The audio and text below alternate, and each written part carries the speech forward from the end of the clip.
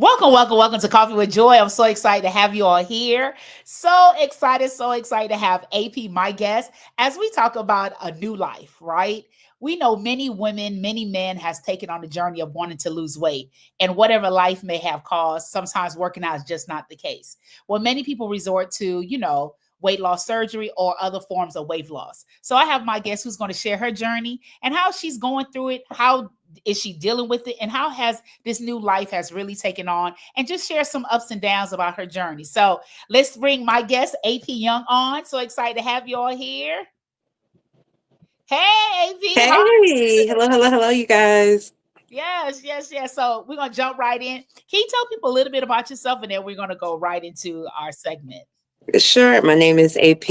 I am a blogger first, writer first, but also a digital content creator with a special focus on health advocacy and autonomy and doing what you need to do for your body. And of course, we sprinkle a little fashion and beauty in there as well. Of course, sprinkle. But that's how it started, right? You always been a fashionista. So Oh, we absolutely. Yes, always have been exploring that. Hey, plus size is not only just black and white or just some Right. dull cover up. We all types of forms of fashion. So now, can you tell us a little bit before you started your journey into weight loss surgery? What led us down that road into your weight loss journey? Sure. Pretty much my entire life, I struggled with my weight. It would go up and down unexplained, probably from around the time I was 11. With my last child in 2016, I started just putting on crazy amounts of weight. And during that time, I got diagnosed with Hashimoto's, which is Hashimoto's thyroiditis, which is an autoimmune disease of the thyroid. So basically, for years, my thyroid had been going back and forth. And for those who don't know, thyroid is the powerhouse of the body, which in fact does affect weight gain, weight loss. If it goes too far to the left, you're going to lose. If you go too far to the right, you're going to gain. And I seem to always be in the too far to the right where you gain.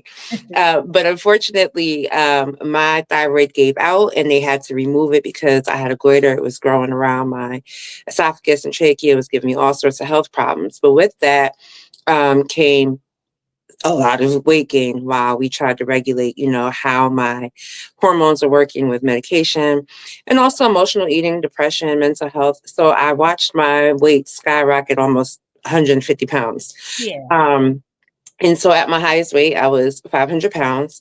But also in that process, we learned I had osteoarthritis in my left hip. I had something called congenital hip dysplasia, which is a birth defect that we Mhm. just didn't know I had. So the wear and tear on the hip was just really bad. I was immobile, had limited mobility, really. And I went from being this active parent of once two, now three, and suddenly my whole life was about being disabled. Yeah. I had to come out of work. I was using a rollator, a scooter. It was painful, Mhm. painful to move, dealing with autoimmune disease where I was flaring, having all sorts of issues. So I was pretty much miserable. And the one thing that I knew I could do was get a hip replacement. That was something that could be fixed, but they wouldn't do it without me Mhm. losing weight. And so that is what led me to the journey because I had to lose over 100 pounds to be eligible. In fact, I had to be 330 pounds precisely in order to be eligible. At Wow. the time everything started, I was 505. Yeah. Um, so I just started on a journey. And of course, I tried to do it on my own at first. So I exercised, I started changing how I was eating. I started a program with the hospital here. And at first, I was just going to do VSG, which is vertical sleeve gastrectomy, because it's the least invasive surgery and everybody was doing it. And I felt like, okay, I can do this. It's not too much. It's not the bypass. It won't be crazy. Yeah. But in my efforts to lose weight, because they wanted me to lose 100 pounds on my own, Yeah. I was only able to lose about 60 on my own. So at my lowest on my own, I was able to get to about 443 Okay. and couldn't get any lower than that. And because of that, the hospital denied my request to have surgery. So I Mm. felt very defeated, Mhm. and kept searching high and low. Pandemic came. I put back on some weight. Mhm. So I was back up to about 470, 465, somewhere in there. And I felt like I was at my wit's end and my body was just in so much pain. I Yeah. had something called inflammatory response syndrome, where the white blood cell counts, the inflammatory markers are so high that Yeah. my joints would just flare up. And I just knew, like, I cannot lose all of this weight on my own. I just can't. And so I did some research. I came across a doctor. Some of you might know him. His name is Dr. Proctor. He is on a show called Too Large and Thousand Pound Sisters. And he Okay. happened to have an office here in Atlanta. Now, at the time, I did not know who he was. Yeah. I just called his office, and his office said, "Oh yeah, you're not too large. You can come in. We'll see you." And he just went over my history with me really carefully. We discussed what my goals were, what I was trying to accomplish, and he even explained to me how weight loss surgery not only resets, the physical weight, but it helps reset the metabolism in the brain, which is a very key component to being able to be successful. Yeah. And after that conversation, he actually told me, because of your size, you need a different surgery. You need something called a duodenal switch or duodenal switch. And I said, okay, what's that? And Yeah. it turns out it is one of the more aggressive weight loss surgeries, but they usually only recommend it to those who are very, very large.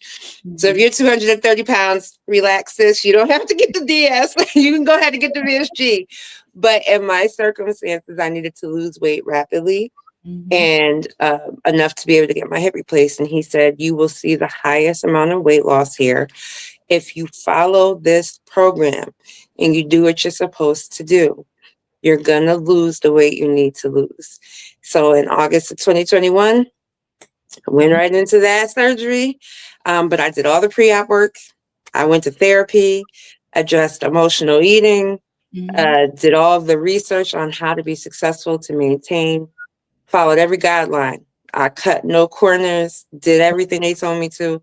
And in August of 2021, I got that surgery, and it absolutely changed my life. So before the surgery, what did you have to do after you spoke to the doctor Mhm. up until August of year 21? What did you have to do in order to make sure that you met all the requirements? So they do require, and depends on your insurance, honestly, anywhere from 60 to 90 days of nutritional visits. So like 3 months, 3 to 6 months, depending on whose insurance you have. Okay. Fortunately for me, by the time I got with Dr. Proctor, I had already completed most of my requirements through the other program I had been in with DeKalb Medical Hospital. So I was, I had done completed all of the nutritional programming. I had to go for cardiovascular workup. So, of course, they're going to do blood work. They want to check your heart because you need a strong heart in order to go through a major surgery. It's a major surgery. Of course, they checked kidney function, lung function, making sure, so I did have sleep apnea, y'all. Mhm. I did have sleep apnea prior to surgery. So, we had to make sure that my lungs were in working order, that my CPAP was calibrated properly so that I could use it, pre and post op and all of that stuff. And just basically making sure at most my physical health was as best as it could be in Yeah. order to undergo that surgery. Now, also really important to note is I started working out consistently by the top of 2020, end of 2019. I Okay. started working out. So I started out doing chair routines, literally sitting in the chair, watching the videos and doing the workouts. Then my husband helped me invest in a recumbent bicycle. Okay. And I started out doing maybe 10, 15 minutes at a time. I couldn't do a lot at first. And gradually I started increasing it to 30 minutes, 45 minutes. And I tell y'all, I worked out 5 times a week That's consistently for over a year to create discipline, and also to build up muscle in preparation for the hip replacement, because I knew that was going to be really, really important. And that was my ultimate goal. right. But meeting all those doctor's appointments, and then 2 weeks prior to surgery, there was a pre-op diet for me. Mhm. And what that pre-op diet consisted of, it's not fun, was protein shakes, one solid meal out the day. So my husband made me big containers of ground turkey, quinoa, brown rice, and spinach, because Okay. you only got one meal. And then through the rest of the day, it was protein water, Gatorade, sugar-free Jello, sugar-free Gatorade, or Powerade. And that was about it. Mm. And that was to shrink your liver. A lot of people think it's just to starve you. It's Yeah. not. It's to shrink your liver because they have to go in, and when they're messing with those organs, they need your liver to be the smallest it can be so it doesn't get damaged. Gotcha. So those are really the heavy hitter requirements. You do And have you had to to do pass. I'm sorry, and you had to do that 2 weeks before that Mhm, special eating, 2 weeks mhm. prior to the okay, Yeah, up until then, it was just about learning how to eat balanced meals. correct. And then, of course, there's a psychological aspect. A lot of people try to finesse their way out of doing it because they think it's a hindrance. But honestly, your mind has to be as prepared as possible for your relationship with food to change, your relationship with your body to change, and that discipline.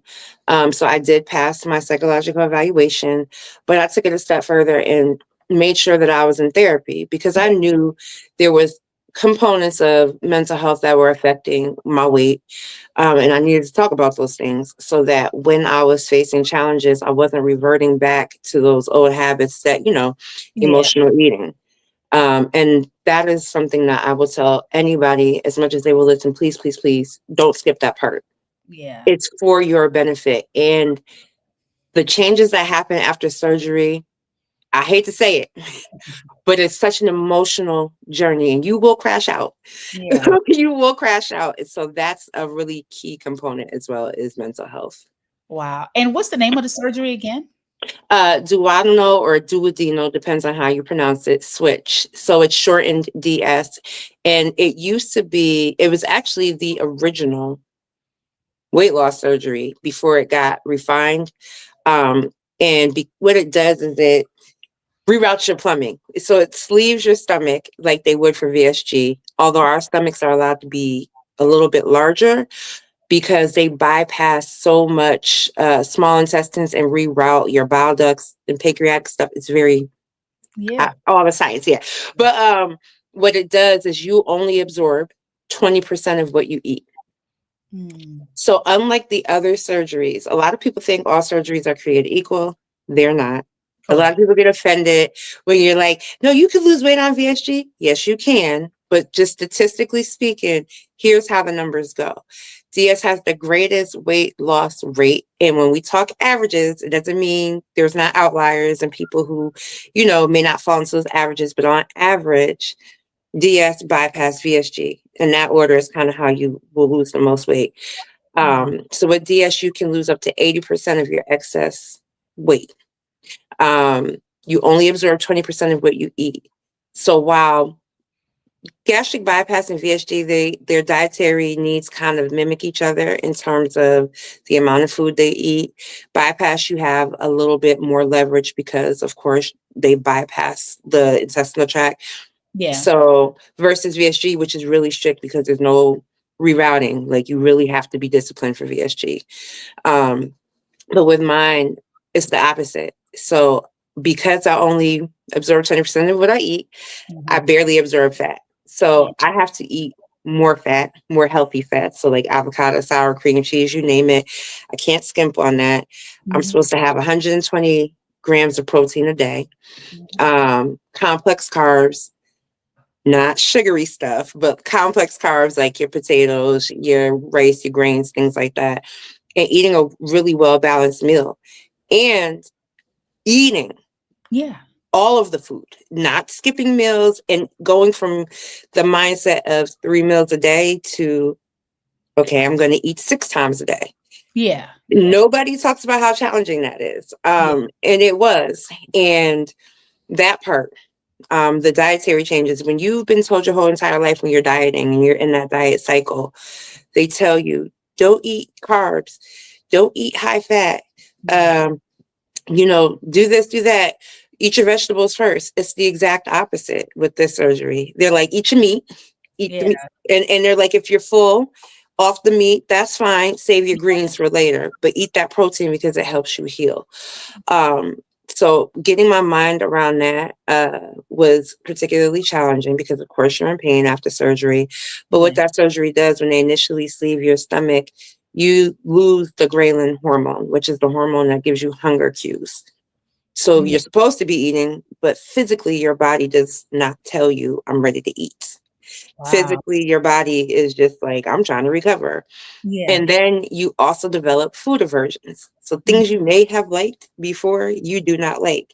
Trying to find your palate is so hard. Those first 2 weeks are like soft food. So sugar-free pudding, yeah. um, water, jello, Hmm. things I did not want, yogurt, Greek yogurt, because it's protein heavy. And I'll never forget the day my husband handed me a Greek yogurt and I like cried because I was done. I was like, I don't want this. I didn't want Yeah. anything. Um, then we kind of escalated to him making me like a little ricotta bake with like egg and ricotta cheese and a little, spaghetti sauce, whatever, so I can have something different. And it was a challenge to figure out what I liked, what was going to make me nauseous, Yeah. and then getting adjusted to weighing my food. I weighed my food faithfully for like the first 6 months because my eyes were always bigger than my head, Yeah. bigger than my stomach. You think this isn't a lot, baby. You take 2 bites, you on the floor. Okay. Wow. And with DS, we don't typically experience dumping, which can happen with the bypass because of how our intestinal tract is rerouted. So we don't necessarily get sick, but you can get full very quickly. And if you do, you get nauseous. The Yeah. other downside to that is you don't absorb fat. Yeah. So it kind of just slides right through you. So Mhm. any fatty foods that you eat just slide right through you. Anything you eat, really, just so you can eat, and in 5 seconds, you're like headed to the bathroom. See y'all later. You come Yeah. back. So it was an adjustment. Even your absorption changes with water. So now you're Mhm. having to drink more water because you're malabsorbing even water. Yeah. Then there's the vitamin regimen. You need a ton of vitamins. Don't skimp the vitamins because the way you absorb things is different. Now, with the vitamins, are you able to do liquid or you have to do pill or there's various substance? It's various ways to do it, and I think each person is kind of different. Okay. I've learned I can do the capsules, Mhm. but the amount I need is intense. Because they do lab work every 3 months because we have to make sure you're not deficient. I had a tough time in the beginning absorbing iron. I was getting iron infusions. I have a form of anemia that made that kind of worse. But your vitamin, any fat soluble vitamin like vitamin A, vitamin E, ADEK, those are Mhm. fat soluble. Those are the hardest to absorb because you don't absorb fat. So finding the right um, makeup of vitamin was challenging. Now, if you have a good surgeon's office, they're going to help you do your due diligence. Yeah. Yeah. And so they did. And so I've been on a regimen now and they tweak it, as your blood work comes in and, things change. A lot of things can impact how you're doing, including hormones. I'm in perimenopause right now, and that has changed the game for Yeah. me. Yeah. Um, but it's just a lot of discipline. That's the biggest thing I can say. I know a lot of people think weight loss surgery is the easy way. Yeah. No, you have to work for it. You still have to work out Yeah. and you can regain. So with this, I lost my first 100 pounds in under 6 months. Mhm. And then by March of the following year, by March of 2022, I had gotten to 330 pounds. Well, the day I went into the hospital, I was 447. Mm. The day in March, less than 6 months later, I was ready for surgery. And by the time I actually went and had my surgery, I had lost another 50 something pounds. With this surgery, you can lose out to 2 years. And Yeah. I did. So, in all, I ended up losing over 200 pounds. So I lost about 230 pounds throughout that process. Understood. Um, and it was a blessing because Yeah. I was able to get my hip replaced. Mhm. My blood work. And this is where people don't like you to talk about this because they think you're being a betrayal to the plus community. But my labs changed. Yeah. My inflammatory markers, that inflammatory response syndrome, gone. Sleep apnea, gone. I just knew I still had sleep apnea because I was so used to sleeping with the CPAP. They gave me 2 sleep studies. They said, sis, you don't have sleep apnea. Let it go. Yeah. But, it resolved my sleep apnea. I was on the verge of being insulin resistant. It resolved insulin resistance. Um, it just, it changed so much. I was in so much less pain because now I'm not carrying as much weight. Now I still have arthritis. There's nothing that's going to change that. genetic for me, but that inflammation not being as high is really important. My ability to walk, move around is so much different. I'm not waking up aching and hurting and crying like I was previously. Mm, So it does have, and with DS, it has one of the highest success rates for resolving diabetes and staying in remission. mhm. And that's one of the reasons too. I didn't have diabetes, but I was very fearful because my family is prone to that. And being that I was already having issues with the thyroid and all of that, it was like I had to do something. And I Yeah, have no regrets. yeah. None. And that's great to hear. Because bless my best friend, she did it, and but she gained the weight back, and it's very hard because Yeah. I think what I've noticed with quite a few people, and just in general, when people they want the weight loss, but they don't want what comes with it, right?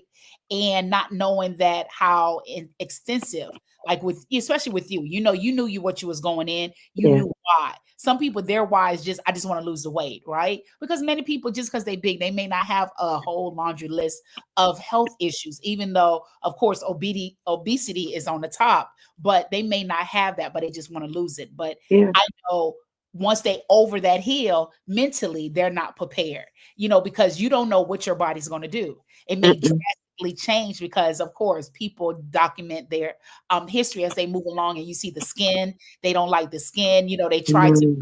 tell themselves they like the skin, no matter, especially if you're like 3 plus, so you see it. And I'm pretty much sure that's something that the physician can't really explain to you because you don't know the elasticity, the list the elastic out of your body, out of your skin may just be intact or may not be intact, So it's Mhm. like so many ramifications when someone look and say, "Oh yeah, I like that outfit," but that outfit looks good on her, but it may not be good. Amen. I learned that lesson. Okay. I used to, prior to surgery, I was not a fan of shapewear. Yeah. Post surgery, snap me in like a Yeah. superhero because that skin is no joke. It's really, and unfortunately, I can't afford to put down more than what a down payment for a house is to have skin removed. And the Yeah. reality is, a lot of insurance does not cover. They consider it cosmetic.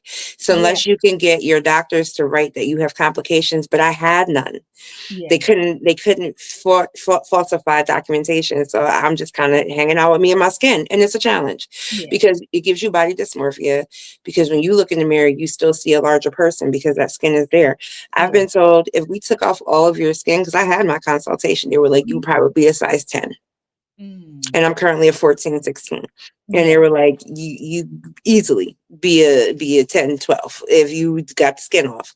I Right. can't afford $24,000. I'm sorry. I can't, Yeah. I can't No, do you can. I that. just choose not to use it there. Yeah, We'll I go got, I for got to take care of the family. But the correct. other thing I wanted to mention was fibroids. I had horrific bleeding. Yeah. And one day I had a scan for something, and they documented that my fibroid was calcified. And I Mm. said, huh, now why is that? Because the more excess adipose tissue you have, fat tissue, the more estrogen it carries, which means it is more inflammation because estrogen is inflammatory. When that's what feeds the blood, and that's what feeds the fibroid. The more weight you lose, less inflammation, Yeah. fibroids shrink. I thought to myself, why? Like, I love this for me because now I'm not dying when I'm having my cycle. Does it hurt? Yeah. Of course, it's being on your period, but it even changed that. The other thing I would say is definitely pay attention to things like your gallbladder. So my gallbladder was fine, but with rapid weight loss, it can crash out basically. And so probably 2 years into my surgery, I had to have my gallbladder removed. A Yeah. lot of times they do it at the same time, as your surgery, but mine happened afterwards. It was very painful. So Mhm. just keep in mind, there's a lot of little things that come with that. Also, hormonal acne, because when you're rapidly losing weight, all that estrogen floods back into the system. It has Yeah. nowhere to go but into your bloodstream. And Yeah. so next thing I know, and then vitamin A deficiency can Mhm. also aid in that. My face was breaking out like I was a teenager. And that was a horrifying experience.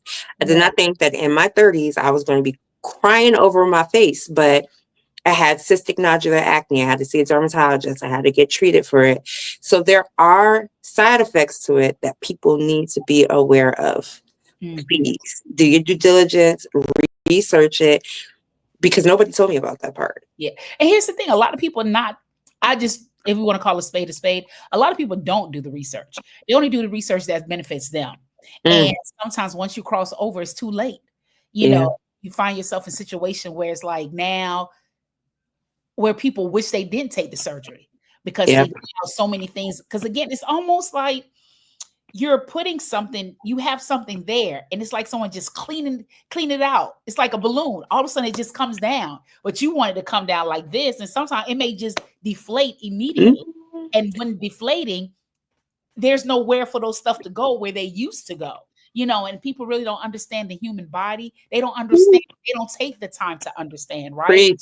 So again, they're looking at people. When I say they, whoever goes for surgery, they Yeah, look at people and say, yes, I like your result, but not knowing what I had to get here or what I'm doing to stay here. You yeah, and the pain that I had to go through. Because again, everybody's journey is different, but of course, our end result or where we land is the weight loss surgery. But I think people really need to understand that it's a serious matter. And sometimes some people don't give themselves a fighting chance. They may right. be like, I'm hearing people who are like 260, 250 doing it. If you give yourself a fighting chance, I promise you. And granted, and when I say a fighting chance, meaning that you can honestly say you work the plan, you Right. eat correctly, you exercise at least 3, 4 times a day consistently within a year. That's what I'm saying. At least you gave yourself Yeah. 3 months and then I went off and came back 4 months and came back after that. No, I'm saying honestly, and you really could track that because I think too many people look at plan B and then work plan A. So to resort to really put, because this got to be a lifestyle. If you didn't work out before, it's not going to work here, Yeah. especially when you're in that dark moment when life is life and when you got to go to work, when you got to take care of the kids. Exercise is not on the top list. You could be at home or out, it's not on the top list. And I think people really need to understand that it's a serious matter. Things arise where you didn't even think. And the number one question I really wanted to ask, like, did you fully research? What did you research besides, okay, the skin, you Oh, well, for me, I was afraid of mortality. It's a major surgery. I was afraid of dying. I have 3 children and a husband, and I said it.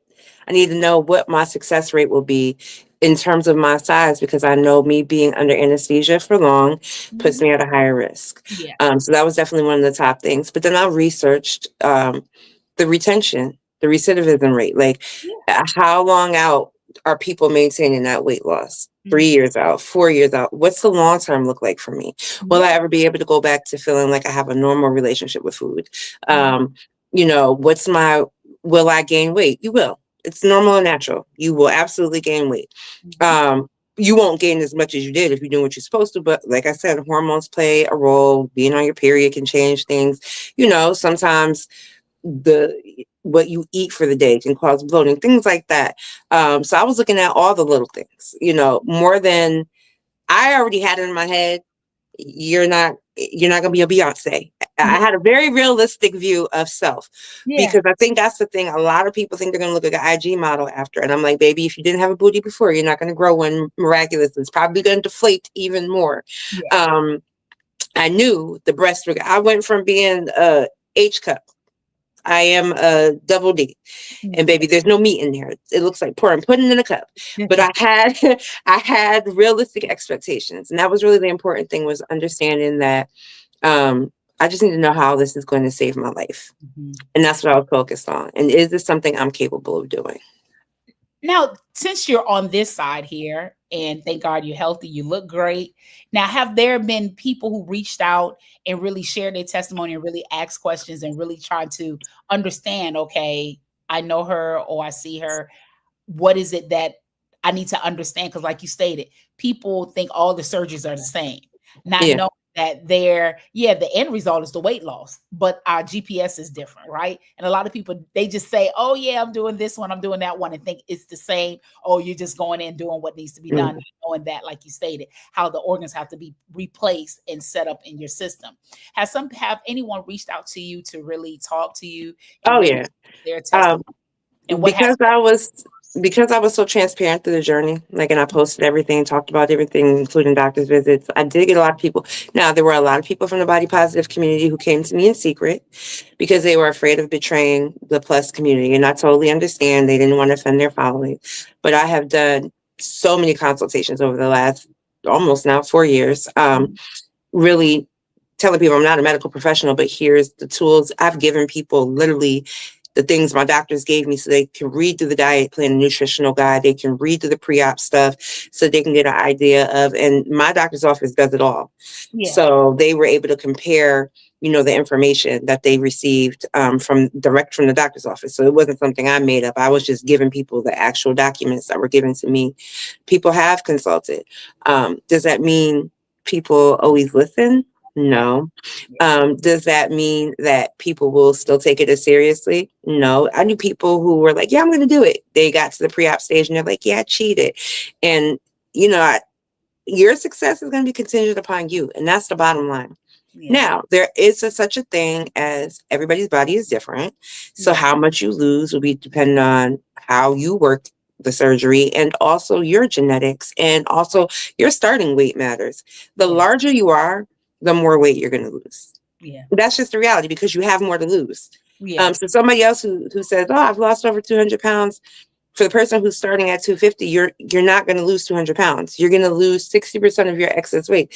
Some people only lose a certain amount of weight and they're disappointed. But I'm like, that might be your body's way of saying this is where you're supposed to be. Yeah. I have the advantage of being in the office that when they weigh you, it checks your muscle mass, bone density, fat mass, visceral fat, all of that. So you can actually see what your weight is made up of. And lo and behold, I'm a very muscle heavy person. Yeah. So they're like, oh, for your age and for you to have had this surgery, my muscle mass is at 75% of Yeah. my body weight. So, if I were to go solely on the number, I might, I'm still considered obese. And my Yeah. doctor told me flat out, we're not paying attention to BMI. Yeah. We're looking at what we're looking at. Your fat mass is normal, your visceral fat is normal and in the green, your muscle mass is in the green. We're not worried. You keep doing at this point, you just maintain your weight. We're not asking you to lose any more. Now, I am currently trying to lose more because I'm preparing for knee replacement. Yeah. And I want to be as small as I can be to do that because I know the knee is more aggressive than the hip.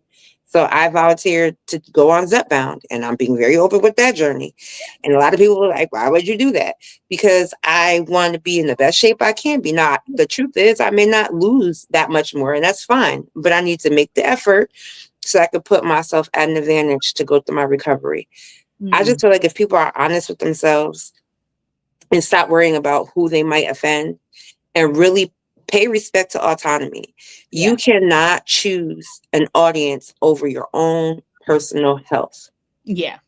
Yeah. Yeah. Yeah. I lost thousands of followers, Mhm. received hate mail, had videos made about me, everything under the sun. People I worked with unfollowing me, making videos like they were grieving when influencers lose weight. And I'm like, sis, if you are grieving over what somebody else did with their body, you got bigger problems, bigger Yeah. fish to fry. You need some therapy. And I'm not ever going to condone nor tell anybody, yeah, it's okay to grieve the weight loss. No, it's not.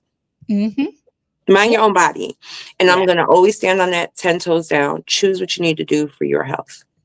That's number one. And I think really social media has really taken people by so far where it's you. People are gonna come and go.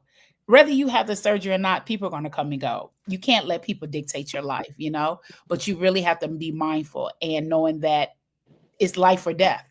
You have to choose. Yeah. So you really have to put in mind. And it's just a shame that how we put our faith into somebody else who really is not paying us no mind, Yep. really, is not giving us anything to fill our cup to really help us to move to the next level. So and again, like you say, this plus size community, many people is like, okay, what's happening? What's going on?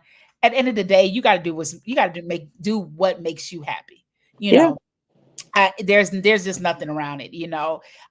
People just want to be healthy, and people are realizing that hey, I'm getting older, and I can't. Mhm. I'm plus size, but I'm getting older, and I want to live, but I can't be maintaining what I am doing and think that I'm gonna be 50 and think I'm gonna still rock this way. No, Mhm. the change where I still have the chance of being mobile. I Mm, don't wanna be keeping myself to get, in one place where I'm able to move. I had the opportunity, let me take advantage of it, and you just got to live for yourself. So, AP, this has been a great conversation. I mean, you've really fed us a whole lot. Now, is there anything that you would like to share with someone who may be struggling, struggling into doing the surgery, or who've already done the surgery, mm, and probably wondering like, why did I do it? Is there any feedback or anything that you can help them mentally? Hey, Ann, how are you doing? Anthony came on in. Um, is there anything that you can share since you're like past the mark? You went mm, through it. It's just like not no year. You've been in this several years now. mm. You really could have a true testament to it, to really helping someone who's deciding what to do and who already done it, but it's like, okay, I'm just not seeing the result, or I'm just scared. Mhm. Choose you every time. Hmm. The reality is, don't do it for aesthetic reasons. If you're Yeah, doing it because you want to look a certain way, good luck, because you ain't gonna look that way without a whole lot more surgeries after that. yeah, So do it for your health. Do it because it's going to save your life. Because do it because of your mental health, because mental and physical health are very much linked together. yeah, Um, don't be fearful of change.